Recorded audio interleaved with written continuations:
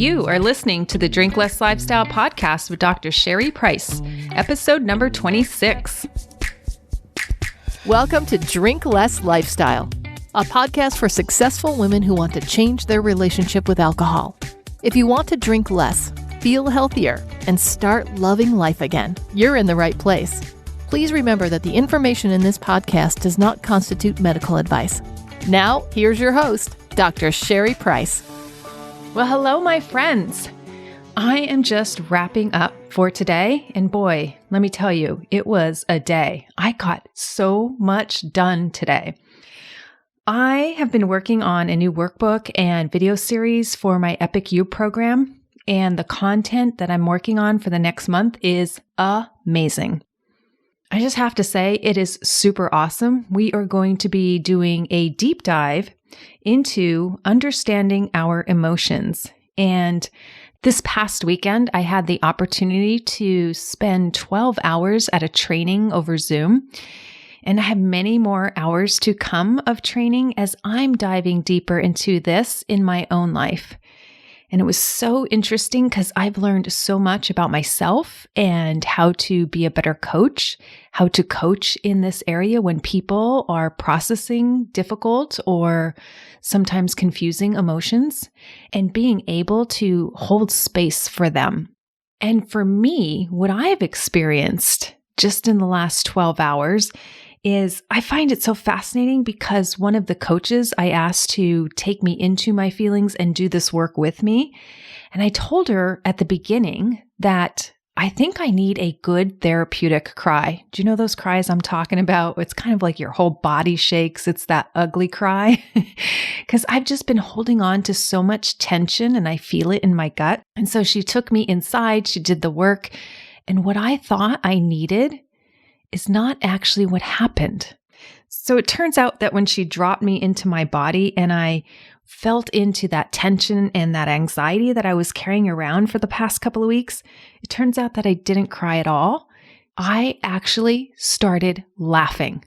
And I was just sharing this with the ladies inside my coaching program that I can't believe that's what I needed. It was so interesting because my brain was wrong. My brain thought I needed to cry, and what my body really needed was to laugh. And I just kept laughing and laughing. And after that coaching session, I have been laughing ever since. And I have to say how light I now feel, how much of that tension just left my body. It felt really magical. So I just want you to know that I practice what I preach, right? I'm doing this work as well. And I'm hiring coaches to help me process my brain, my emotions, so that I could grow and learn through this process, and so I can show up as a more equipped coach for my clients. And I will always invest in myself, and I will always invest in coaching because I know the power it can bring to our lives, and I know how healing it could be. And I think it is the absolute best form of self-care and mental care. So I just love how she unblocked me emotionally, and that really got over some mental hangups for me.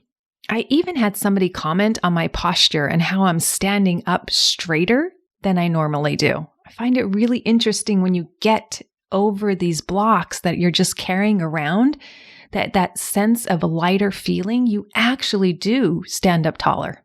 It feels so good. And it just reminds me that laughter is the best medicine, or it's one of the best medicines. So before we dive into the show that I have planned for you today, I want to read a review from one of my clients in the How to Get Your Off Button Back program. I was just so honored to receive this feedback in the program, and I'm just so delighted to hear that the program is working for so many women. So the client writes, "This program, combined with your podcasts, has been so informative and helpful. I really think I've changed my thoughts around drinking, and now I'm the person who drinks so much less. I'm grateful that I have access to the program to go back over the lessons from time to time if I need. You are so helpful and motivational, and I love being the kind of drinker I want to be. Thank you so much, XO." My friend, you are so welcome. This journey is so rewarding, and it's so great to hear how you're benefiting and how it's changing your image, your life, and your identity.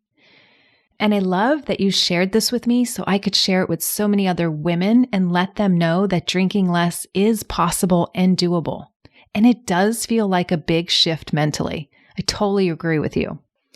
So ladies, keep sending me in your stories as we have hundreds of women who have joined the How to Get Your Off Button Back program. And I want to inspire other women on their journey to cut back and find a different relationship with alcohol, one that serves them, one where they're in control, one where they're confident, one where they don't have to play the avoidance game if that's not feeling right to them.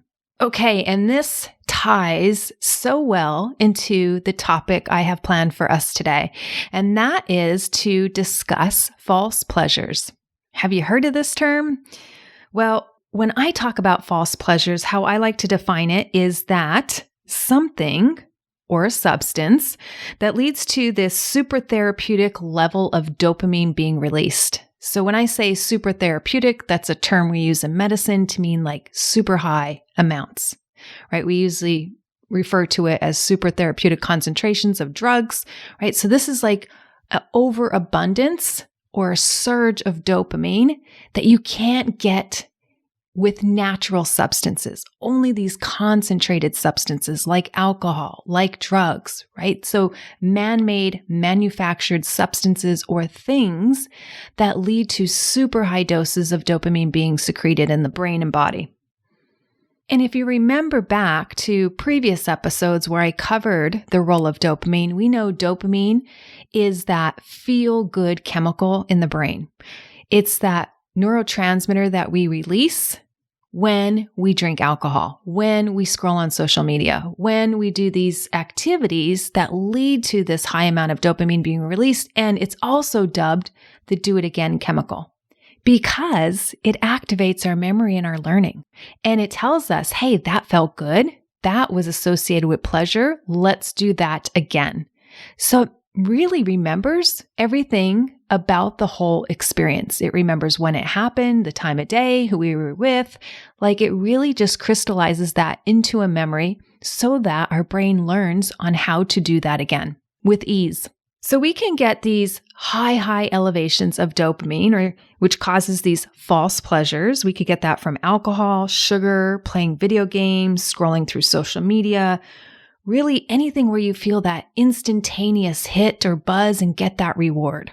So that means it's associated with immediate gratification, right? So if you're scrolling through Instagram and it's like you see these posts and then you can email and you can comment and people could comment right back, right? That's like instant gratification, kind of like playing video games. And when you're playing video games, right, you can advance to different levels of difficulty within the game. You can join partners, you can win rewards. Like all of that is designed to keep our mind stimulated and wanting it to achieve. And so we get the dopamine hit while we're playing. Because when we activate that reward system in the brain wants to keep doing it. And it wants to repeat the behavior, which means it becomes a habit. And habits associated with negative consequences, that's the definition of an addiction, right? Something you do over and over again that's associated with negative consequences. So it's that dopamine that really gives us that hit, that rush, that euphoria that we really look forward to when we drink. And then here's the thing, the brain requires more of that dopamine to sustain that effect. So instead of playing Candy Crush for like an hour, now we're playing for 2 hours. Instead of having one glass of wine, now we want the whole bottle. So not only is it a cycle that perpetuates itself, it's also a cycle that builds up tolerance, right? And requires more and more and more. And then it turns into this game of I can never get enough. And here's the thing, you'll always want more of something that can't truly satisfy you. The desire will always be there. You'll always want more, and you'll want more the next day. And then the habit becomes so ingrained and it intensifies our cravings so that we desire even more as time goes on. This gets wired into our subconscious programming, leading us to drink on autopilot and over drinking and feeling like we can't stop, or maybe that you just don't want to stop. And you start to become kind of dependent on this substance, right? To give you pleasure. You kind of seek it for the pleasure. And here's the thing. You stop experiencing pleasure from natural pleasures. So let's talk about natural pleasures for a minute.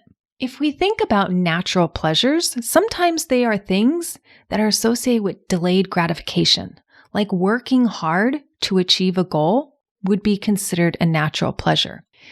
So natural pleasures can give you the ability to feel gratification in the moment, but it's much less than what you would get with the false pleasure. A false pleasure is going to give you that super therapeutic hit of dopamine or this huge surge of dopamine, whereas a natural pleasure would give you just a tiny blip of dopamine hit. So it's not going to feel like this rush or this excitement, right? It's going to just be a little bit of a blip. So you're not going to notice it as much as you would a false pleasure. Now, that's not to mean it wouldn't still be enjoyable. It's just not going to be as enjoyable comparatively. Now, when you think of natural pleasures, they could be meditation, they could be yoga, they can be playing with your kids or your grandkids, right? Things that bring you what I consider true and lasting joy, right? It's not fleeting. You feel more content with natural pleasures. You feel that there is a sense of appreciation, a sense of gratitude with natural pleasures, like appreciating beauty, appreciating the smell of the air after a rain. Whereas with the false pleasure, I think it just leaves you craving more after you stop the activity.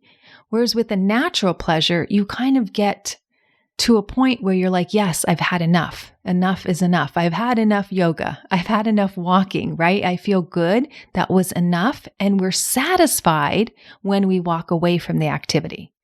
But we're not necessarily satisfied when we're walking away from false pleasures because there's still that desire and that craving for more. Not unless, of course, we are too inebriated to even be coherent, or we've just overeaten a tub of ice cream and now we feel sick to our stomach, right? That would be a negative consequence. Whereas you don't get the negative consequences when you're doing natural pleasures or enjoying natural pleasures. And one thing I like to think about with natural pleasures is that they are always consistent with our long-term goals. They don't get in the way, and they actually support our long-term goals.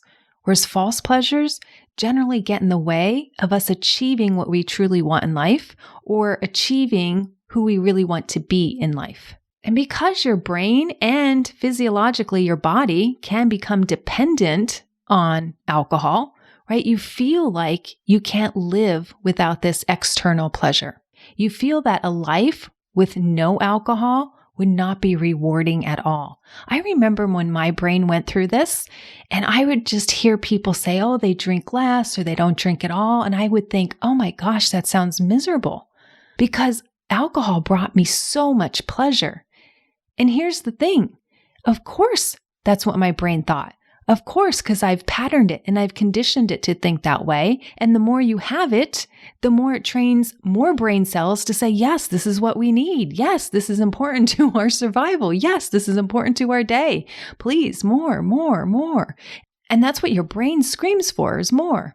And I'd often have that thought, like, if I didn't drink, what would my life be like? Where would I get pleasure? Like literally, that would be how I would think. Like, where would my pleasure come from? Because I relied on alcohol for most of my joy. So giving up alcohol or cutting back felt like my life would be less fun. And here's what I've learned. It's not. It's actually way more fun. I'm so glad that my brain was wrong about that. And I'm telling you, if you're having those same thoughts, consider that your brain might be lying to you as well as it was lying to me. Because I thought, oh, I can't have fun. I can't be silly. I can't be playful if I'm not inebriated or at least a little bit intoxicated to let my guard down, or I won't be chatty, or I won't be able to have our dance parties that we love to have here at the house on Friday nights, or I won't be a good dancer. Like all of those thoughts ran through my head. I thought, who am I going to be if I'm no longer able to be silly and playful? But the truth was, I could do that. I just haven't done it on my own without alcohol in so long. So my brain thought it was incapable of it. And I'm so glad my brain was wrong about that. And I just want you to consider that maybe your brain is wrong about it for you too. And let me just tell you that that is just the nature of how habits work and how the dopamine cascade works. It really makes your brain believe things that aren't true. And here's what you may also find, because I experienced this as well, is that, okay, now I have to rely on natural pleasures for fun and excitement. But the problem was, those natural pleasures weren't pleasing to me at the time. Actually, I found some of those natural pleasures to be downright boring or even annoying. And of course, your brain is going to think that way because it's used to this huge surge of dopamine that the brain is used to getting, right? And so now, if you're not giving it that huge, intense, concentrated, manufactured pleasure, of course, it's going to say something's not right here. And these natural pleasures that just give you a bump of dopamine are not going to be comparatively feeling as good. So, of course, we know that's going to happen. We know that we're going to get a smaller amount of pleasure. But here's what does happen. When you drink less or cut it out, now the brain is not getting that huge dopamine surge. So over time, guess what your brain does? It adapts. It learns now that, hey, I'm not getting this huge surge of dopamine. So it goes back to baseline expectations.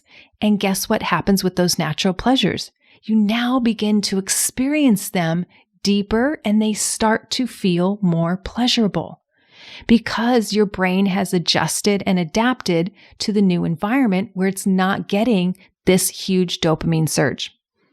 And I saw this clearly in my own experience. And I may have shared this on the podcast prior, but I tell the story all the time where I used to be annoyed at my daughter, who was probably 4 or 5 at the time. She loved giving me little pecks of kisses on the cheek. She'd give me 4 or 5 in a row.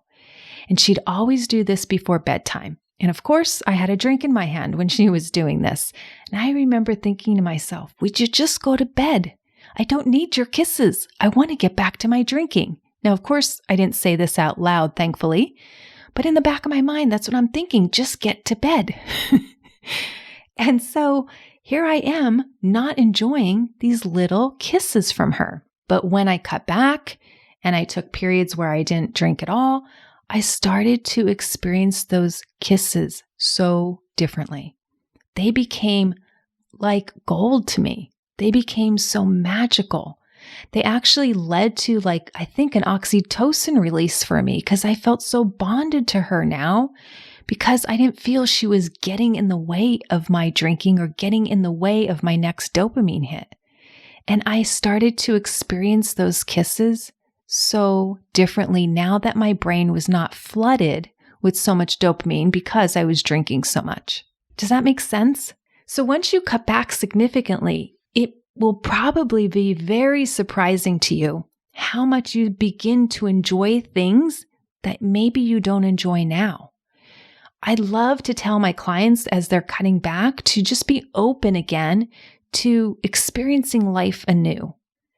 Now, this may not happen in the first week, right? The first week, your brain is still really adjusting and reacclimating depending on how quickly you cut back and how significantly your drinking was prior.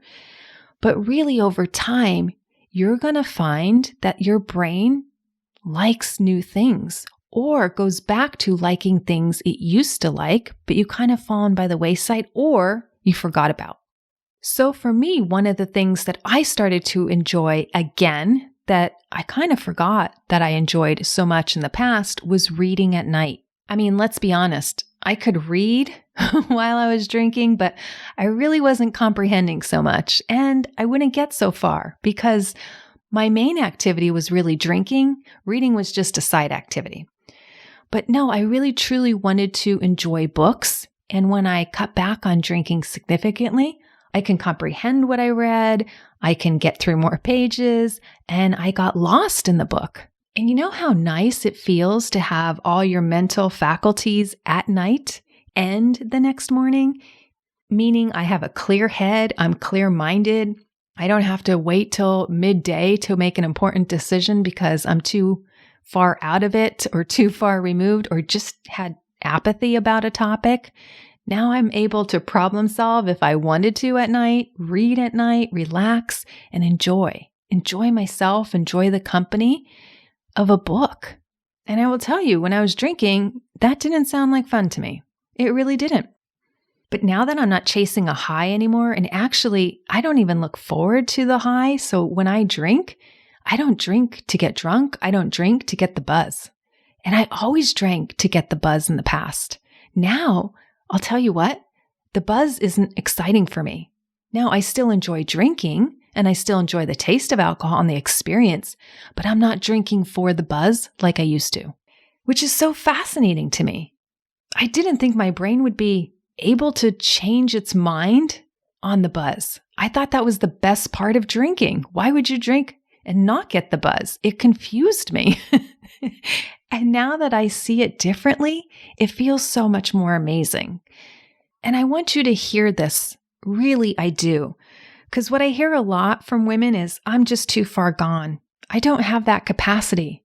That will never work for my brain. And I just want you to challenge those thoughts because I don't think those thoughts really help you. And I think they keep you further away from being the woman that you want to be. And I say all those thoughts are just plain wrong.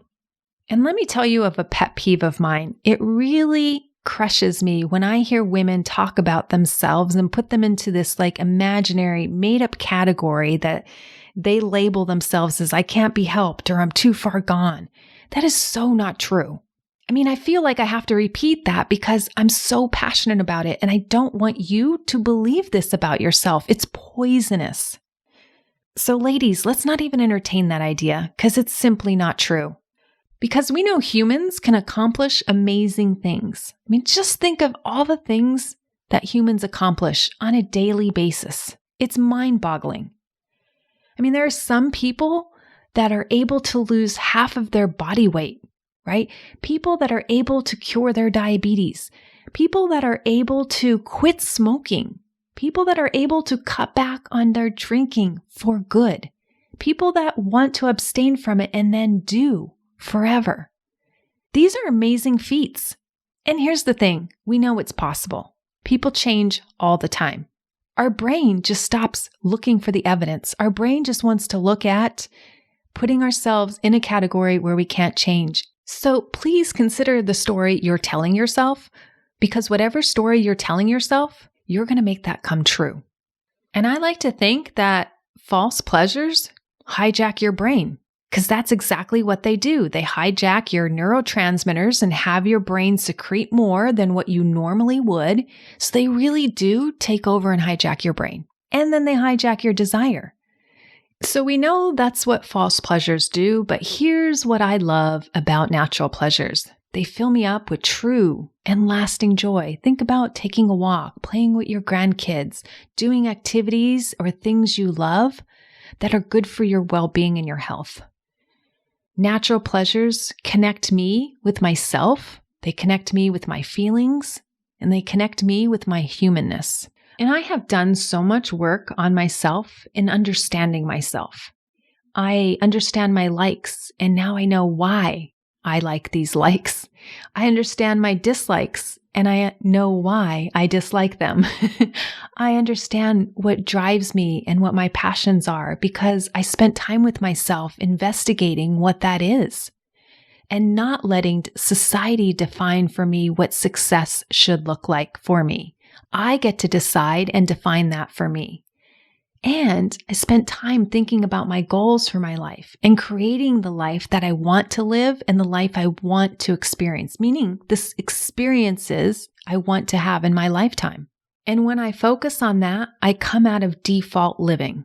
You know what I mean? It's not like life happens to me. It's like, no, wait, I have control over what I have control over, that I'm going to exert that control.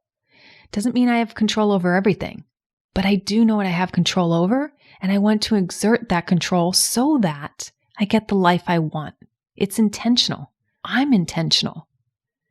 And when you're pursuing what you want and you're doing the experiences you want and you're intentional about your wants, that fills you with so much pleasure.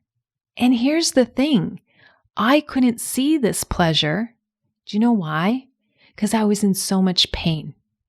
I thought drinking was my panacea. It was the antidote to my unhappiness. It was the antidote to the stress in my life. It was the way I would tell myself I needed to relax.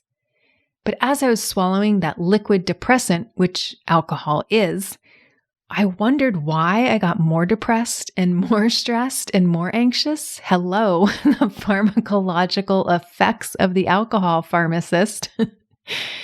The irony is not lost on me, guys. Trust me, it is not lost on me. But I really looked to the drink at the end of the day as a sign of relief from my emotions. Do you guys remember that old commercial for Rolaids like back in the day? I am totally dating myself here. But you remember that commercial? They'd say, "How do you spell relief?" And then they'd spell out Rolaids. Well, if you were to ask me in the past, how do I spell relief? I would spell out D-R-I-N-K, right? Drink. And that's exactly what I would think. A bad day at work, I need a relief with the drink. A fight with my family members, have a drink. Worked up over a work project or a coworker, need relief with a drink. Disappointed at the scale or that I didn't make it to the workout that I had promised myself, I'll get relief from a drink. How do I spell relief? D-R-I-N-K. It totally was my habit. It totally was my pattern. And it's so comical now for me to look back on that. And sure, I did get temporary relief. Like, we know that alcohol provides that dopamine hit where we feel pleasure and it feels like relief. It feels like a reward. So of course our brains are going to want it because we know it works. The brain is not stupid. But the thing is, it would just repeat the cycle and the cycle would create more of the cycle and the cycle would start running on autopilot. And I felt powerless, which I knew I wasn't powerless, but I felt that way. And I wasn't getting closer to my goals. I felt like I was stressing out more. I felt like I was more tense. I felt like things were going in the opposite direction. And I certainly wasn't getting any closer to reaching my long-term goal of exercising on a consistent basis. But now here's the thing, like, it's not that I never drink for relief. I may choose to have a drink to relieve my stress at the end of a rough day, but it's by my choosing and it's not automatic. And here's the big thing. It doesn't lead to me having many more. It doesn't lead to me over drinking because I've broken the pattern. I've broken the habit. Now I'm in control. My drinking doesn't interfere with my exercise goals, my weight loss goals, or any other goals. I'm now consistent where I want to be consistent. I'm also consistent if I want to be consistent in the type of drinker I am, someone who can take it or leave it. But only because I've learned and practiced the skills and the tools to not have this happen, to not allow alcohol or food or whatever control me. And yes, there's some effort that you have to put into it, especially in the beginning, because it doesn't come naturally, right? If you're breaking a natural habit that you've kind of ingrained over the years, right? It's gonna take some work. But here's the thing, my brain no longer desires a ton of alcohol like it used to. It now desires other things like good sleep, a clear mind, reading at night, dance parties on a Friday night without alcohol with my family because I'm able to be silly. I'm able to dance and I don't even care if I look like Elaine from the Seinfeld episode when she got on the dance floor. Do you know that episode I'm talking about? Hilarious, right? I probably look like her when I dance, but now I don't care. I used to care. I used to need the liquid courage to get on the dance floor. I don't need it anymore. And when I dance, I now focus on how good it just feels to move my body. And it doesn't matter if I look like Elaine, right? And that episode, by the way, was so hilarious if you haven't seen it.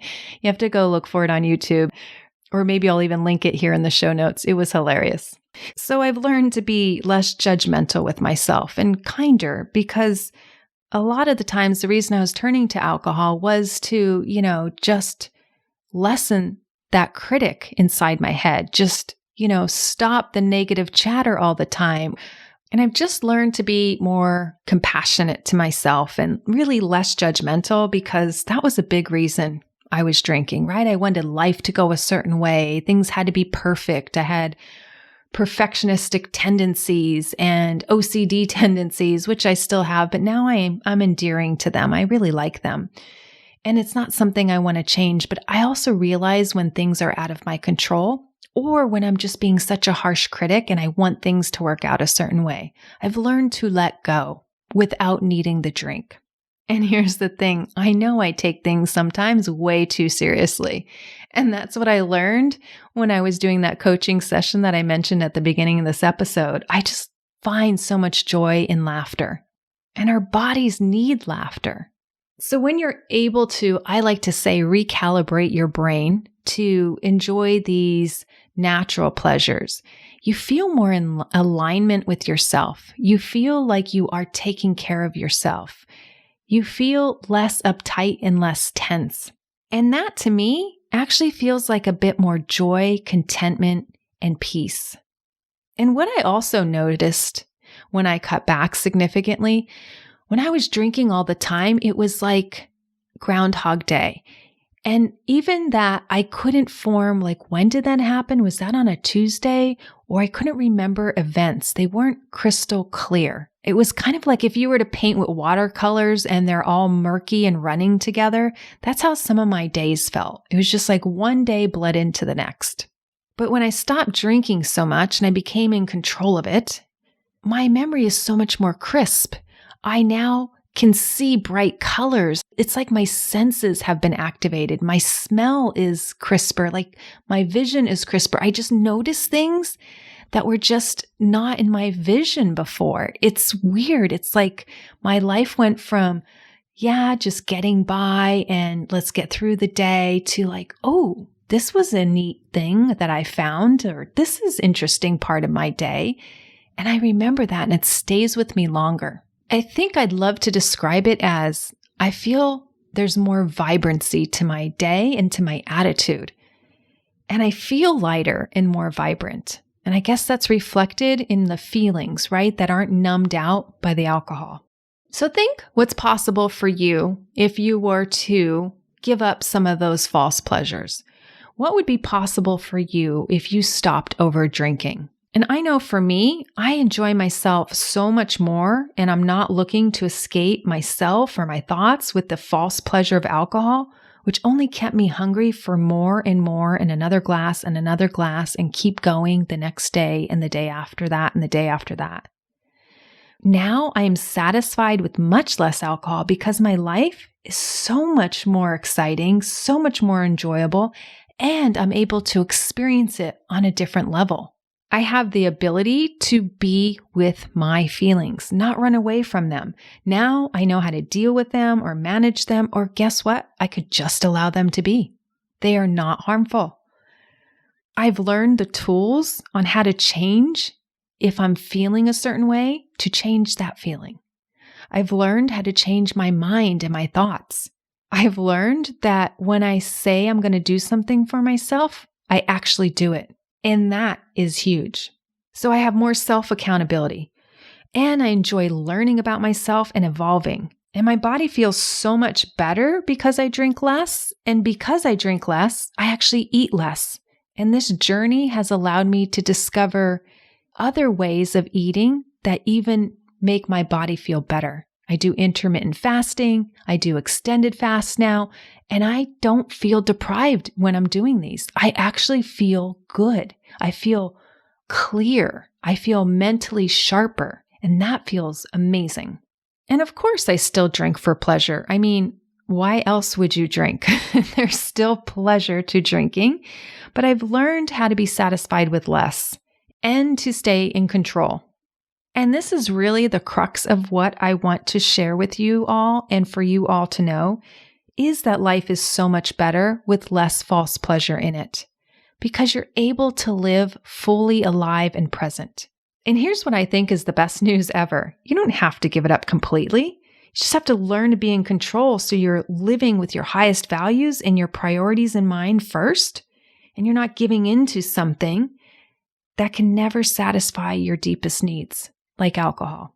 All right, my friends, that's all I have for you this week. I love that you're tuning into this podcast. And hey, if you're enjoying what you're hearing, would you leave me a review on Apple iTunes?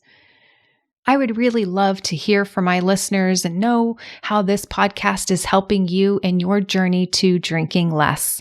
And maybe I'll get an opportunity to read your review on a future podcast episode. So please go ahead and leave me a review. I'd greatly appreciate it. All right, friends, I'll see you next week. Thanks for listening to Drink Less Lifestyle. If you're ready to change your relationship with drinking now, check out the free guide, How to Effectively Break the Overdrinking Habit, at sherryprice.com/startnow. See you next week.